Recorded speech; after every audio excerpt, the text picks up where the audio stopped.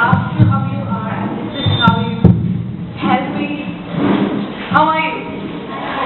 Okay, that's good. That's good. Yeah, I'm good too. So a few weeks ago, Miss Saroj asked me to whether I would be free on a certain day. Actually, that day I couldn't come due to I think it was postponed to this day, and here I am today. And I'm very, very glad to be here to see all of you. So, respected principals, sir, all the dignitaries on the dais, and all my friends. The reason why I'm here today is to inaugurate, the English club.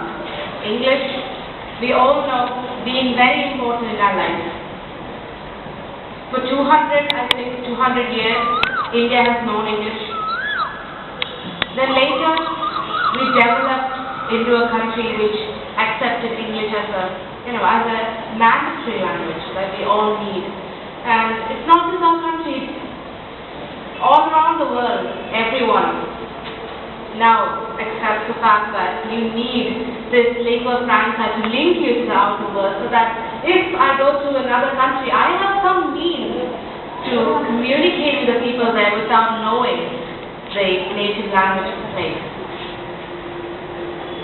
So I'll make this rather short because I think we have a half or 2 hours more after this where we're having an interaction. So I think I'll do many things for that session. But apart from that, I want to ask you a question. How many of you here know about Aiswarya's economy? Have you heard? Do you read Reader's Digest? Anyone? Do you know Reader's Digest magazine? How many of you read it? No one? I'm sure some of you read it. It's quite famous. You do? Okay. I assume that you do. So, last year there was this article about a certain individual. He speaks 32 languages fluently, including Sanskrit. But I don't see how you can speak Sanskrit, but he does. And he's from Turkey.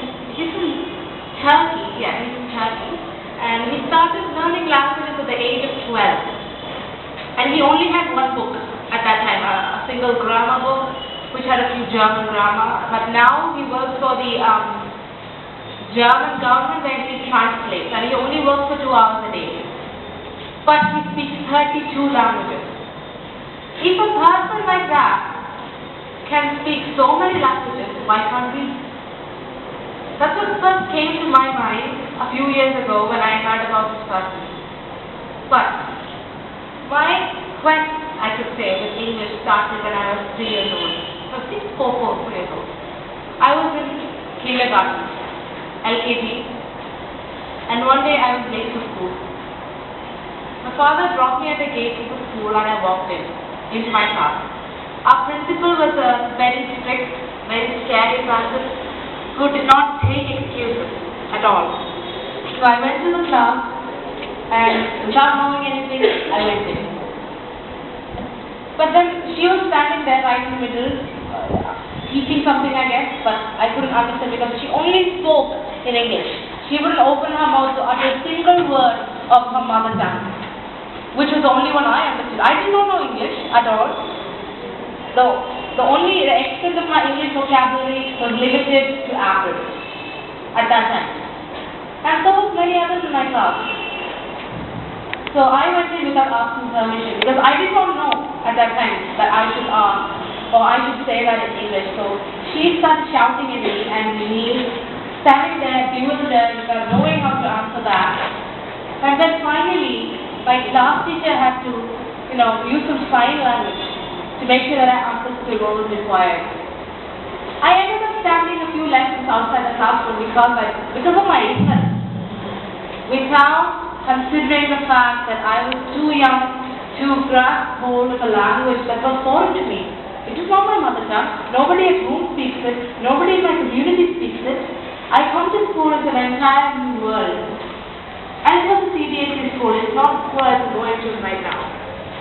So that day I decided that I would not be able to stand outside again because I did not know something.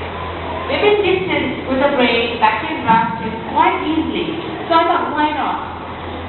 But then I had problems in front of me. One, I did not know how I was going to learn. Second, there was nobody to speak to. So I found the first solution, TV. I started watching cartoons. And my favorite was Scooby-Doo, Powerpuff Girls, which had some good language in it. And then I started listening to them. Before that, I would just watch them, see what's happening without understanding. But then on, I decided to concentrate on what the characters were saying. I listened to it. If I had a word I did not know, I would write it down. Lots of spelling mistakes, of course. But later, I realized that I could slowly build up my vocabulary, which is a good thing. Then, there was another thing that I could do. My grandmother used to watch cricket. She still does. But in order to, improve the language that I had, the vocabulary that I had somewhat amassed during that time, I would mute the TV and I would repeat. I would try to say what the commentator would be trying to say. It worked. It considerably increased the flow with which I could speak a language. And by the time I was in 6th grade, I could write well, I could read well, and I could speak relatively well. I wrote my first poem in Malayalam at the age of 3. By the time I was in 2nd grade, I had started writing in English. My first poem was published in the Indian Express in the school magazine section when I was 7 years old. That was the first time I saw something of mine appear in print in a newspaper, which is a very happy day for me. It inevitably increased my confidence in myself, and also in the fact that I could now use a language with as much, ease as I could use my mother tongue. But there was another problem at the time. I went to a normal school, a CBSE school near my village, where my friends, I had lots of students, I had 50 students in my class. They weren't that keen on taking up English as a language, and I was mostly keen speaking it. This is quite contradictory. First, I was reprimanded for not speaking. Second, I was teased for speaking. This is terrible. So, more or less, I became an introvert, and I would spend my time in the library reading as much as I can. But when I was in 8th grade, I applied to Trivandrum International School. It's in Trivandrum. And I got a scholarship there. So I went in 9th grade. I chose Cambridge IGCSE, which is similar to our 10th grade, but it's Cambridge UK. So I chose that syllabus and I started studying. And to my immense surprise, none of the children there knew the native language. All of my classmates would only speak in English or some other language, because most of them were from abroad. So this again was a strange, surprise for me. Then I understood that it is not anybody's problem that they don't speak a certain language. It's because they are not given the opportunity to. They do not have the resources to help. All of us here, if only we have one person at home who taken the initiative to make us learn something, we would have done it. It's not our problem at all.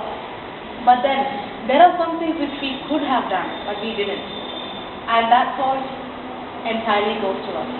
Even if we didn't have anyone, we could have tried. We could have found other ways, but we didn't. We decided to wait till the very end to start learning. So, today I'm very happy that this institution has decided to open an English club where you can improve your language, between your friends, without having to be teased because you make a mistake. Because here you have teachers to correct your mistakes. At that time, although I did have them, I never got that. except for one teacher who gave me all the support that I can. If you have a single person, even, you can make a huge difference.